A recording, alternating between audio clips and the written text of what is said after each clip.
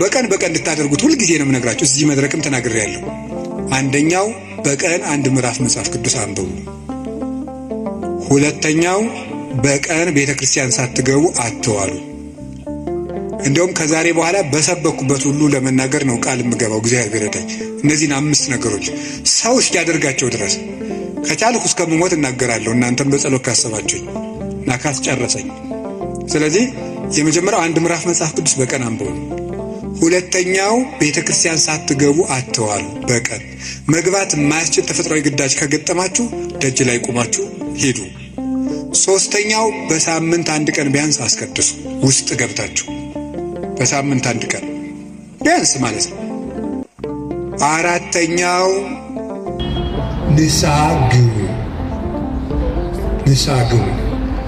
ንስሐ እንደውም ምንድን ነው የምትባለው? ሌላኛይቱ ከእግዚአብሔር የተሰጠችን ልደት ናት የሚባለው። አንድ ልደት ከእናት አባት ተወልደናል። ሌላ ልደት ደግሞ በጥምቀት እንደገና እሷ ስትደበዝዝ ደግሞ እግዚአብሔር በንስሐ ልደትን ሰጠ። አዳም ከሔዋን እሱን የመሰለ ልጅ እንደወለደ ይላል አረጋዊ መንፈሳዊ የተባለ ሊቅ።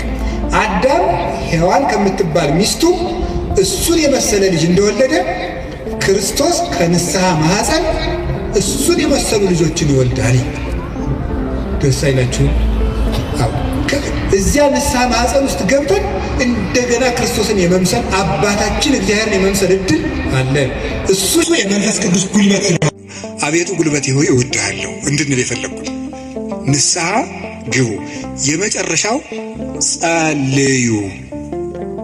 ሳትጸልዩ አትብሉ። ሳትጸልዩ እቤት አትውጡ። ብትችሉ ስግደት ስገዱ። ጥቂት ስገዱ። ትንሽ ከቻላችሁ 41፣ ካቃታችሁ 21፣ ካቃታችሁ 7፣ ካልሆነ 3። ይኸውላችሁ እኛ ለእግዚአብሔር ስንሰግድ ሰይጣን ከኛ እግር ይወድቃል።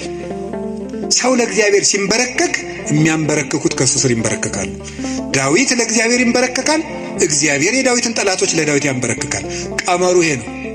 እኛ ለእግዚአብሔር እንንበረከክ፣ የሚያንበረክኩንን አጋንንት ደግሞ እግዚአብሔር ያንበረክካቸዋል። ሰው ለእግዚአብሔር ሲንበረከክ ትልቅ ነገር ነው። ስለዚህ ጥቂት ስግደት በቀን ስገዱ። ጸልዩ። ጸሎት አታቋርጡ። ለጸሎታችሁ ደግሞ ቀመር አታብጁለት። ማለት ነው? ዛሬ ንጹህ ነኝ ልጸልይ፣ ዛሬ ረክሻለሁ አልጸልይም። በቃ ሁልጊዜ ዝም ብላችሁ ጸልዩ። ሁልጊዜ ጸልዩ። ይህን ያደረግን እንደሆነ እግዚአብሔር ጉልበት ይሆነናል ልላችሁ ፈልጌ ነው። መድኃኔዓለም ለሁላችንም ጉልበት ይሆነን። የትንሣኤውን ብርሃን ለሀገራችን ያብራልን። የጨለመብንን ነገር ሁሉ በትንሣኤው ብርሃን ያርቅልን። ለተጨነቁ ሁሉ መድኃኔዓለም ሰላምን ይስጥልን። አቤቱ ጉልበቴ ሆይ እወድሃለሁ።